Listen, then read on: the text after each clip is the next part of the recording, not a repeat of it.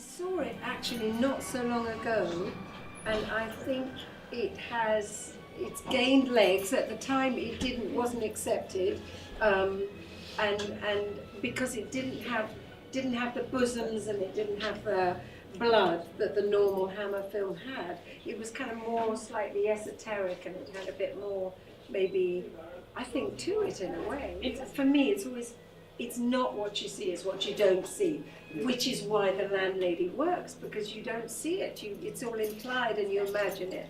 And our imaginations are far greater than really what you can maybe show.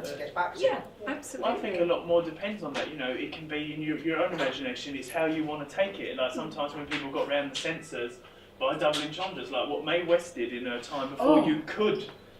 She said it was up to you. It's your own dirty mind, and that's how she got away with it. So I think that's a lot. Because it could have been a gun in his pocket. Yeah. Well, it's just pleased to see you. Yeah. So other than that, obviously you were in another great franchise, Bond. Oh, Bond, yes. So how do you feel about that? I feel very lucky to have been chosen to be in Bond. I think it was, again, it has the longevity and to be a part of such a kind of legacy is wonderful, really. You do all these things, and then you think it might not be any, it's it. And then, but what you don't realise, the people that come to the conventions grow up to be the fans, but grow up to be the producers, the directors, and these people, and they go, I've loved you, and I just want you to have, even if it's something little, I just want you to be in my film, because they have that love. So that's another thing you don't think of at the time. You don't. It's a job.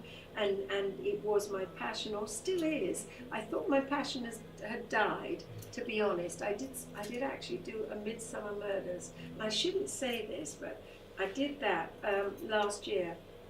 And I felt very, very rusty, because I hadn't really done anything for a while.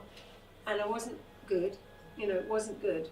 And I thought, okay, maybe I'll have to think about something else, but although this is all I've ever done, maybe I'll do film production or something. But then I did a little bit in something else, and then I did yours, and the passion has come back.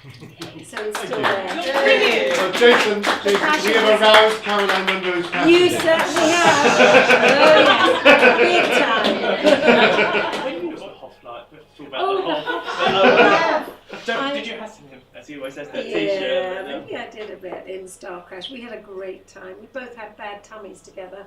No, not that. We were in Italy. We were shooting, Star Crash. And I had to be hung upside down in this particular scene, I remember, and David was meant to rescue me.